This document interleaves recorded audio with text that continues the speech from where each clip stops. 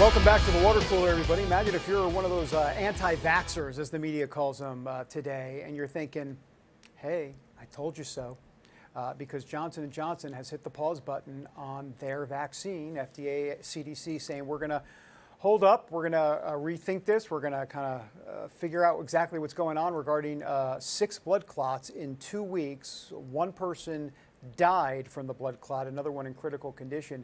Apparently the FDA and CDC believe that this will be taken care in a matter of days and then they'll start it again. We'll see about that. I'm not convinced of that either. Let's bring in Todd Furniss, author of the book, The 60% Solution, Rethinking Healthcare, who has thought a lot about these issues as it relates not just to healthcare, but about the vaccine rollout and what's happening today. Todd, good to see you on the show. Thank you so much for having me.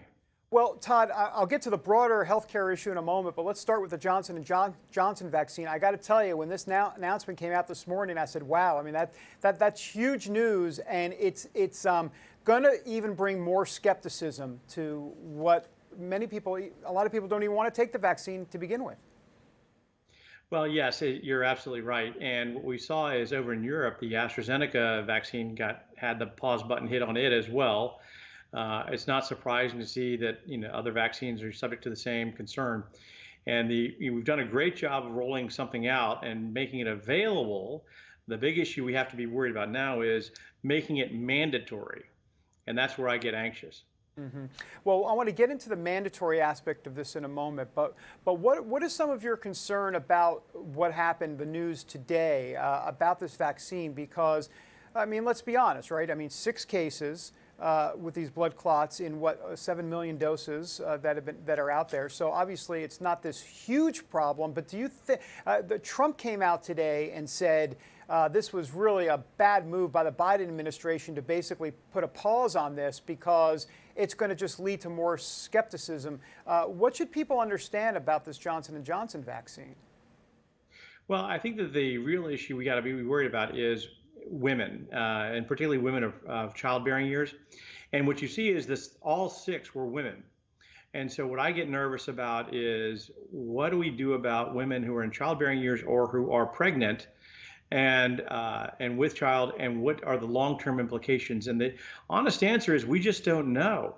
And we have to be cautious about that and thoughtful about it, because there hasn't been enough time to do a longitudinal study on either the vaccine or the effects of COVID-19. So we have to, I get nervous about mandating vaccinations or having these health passports, if you will, or vaccination passports that say, you can only get on the plane if you've got a card that says you've been vaccinated. Well, there may be a whole bunch of reasons why that's not a good idea. And the issue we've got here is we've got some early signs. It's too soon to rush to judgment. There may be other coexisting conditions that give rise to the problems that are experienced by these 6 women, but we just don't know. And so for example, one of the things I point out with COVID generally is 78% of all people who were hospitalized, intubated, or who died had obesity. They were obese. Mm-hmm. So the issue is really not so much COVID as much as the complication of COVID with the complications that arise out of obesity. Okay. Heart problems, cholesterol problems, other organ problems, et cetera. See, Todd, you're hitting on a great point, because I'm going to be straight up with you. Unless you read the fine print, and I don't even know if it's in the fine print. I haven't gone to the CDC fine print, but I haven't heard anything top line from the Biden administration about the pregnancy issue and about issues about comorbidities like obesity. Like, all it is from the Biden administration is get the vaccine and that's it. There's like it's like full stop, and there's none of this talk. Well, now you figured out why I'm so unwelcomed at cocktail parties. Is because I'm that wonky guy who sits and reads all that stuff and then has the temerity to go in and talk about it and say, hey, here's some things you ought to think about before you rush to judgment or rush to take the vaccine. Again, I'm not against taking vaccines. I think they're important to take. I think we as a nation ought to really look at taking vaccines as, responsibly. So nothing could be further from the truth in terms of me being against the vaccine. I just think it ought to be an individual decision based on the education and the information available to that individual, and so that individual can make good decisions based on their own healthcare needs.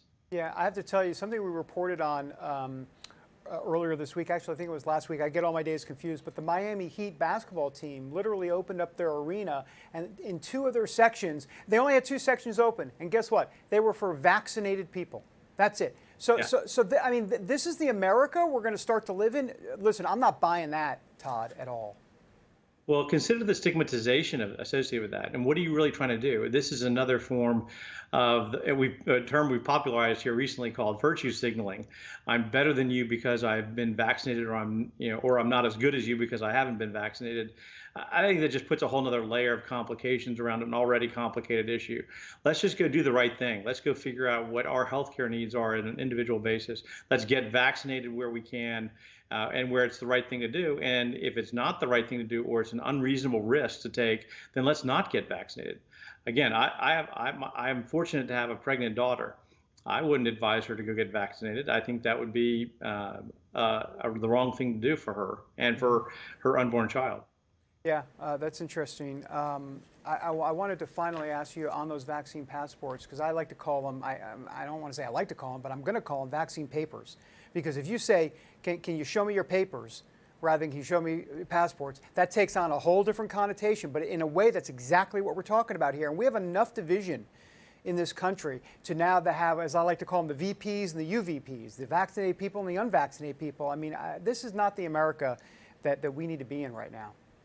And I got to tell you, honestly, I mean, you're the first person that ever said that and used those words, but that made me nervous. I mean, I actually had a physical sensation of being anxious when you said, can you show me your vaccination papers? Mm-hmm. That makes me nervous. And it harkens back to the 40s, at a time when we as a nation really, we don't want to see again, ever. For sure. Todd Furniss, really appreciate you. I want to have you back on to talk about that book of yours. He is the author of the book, and there it is again. Ka-ching, the 60% solution, Rethinking Healthcare. I'm hoping ka-ching means people are going to go out and buy the book. Todd, good luck to you. Thank you so much. Thank you so much for having me. I appreciate it.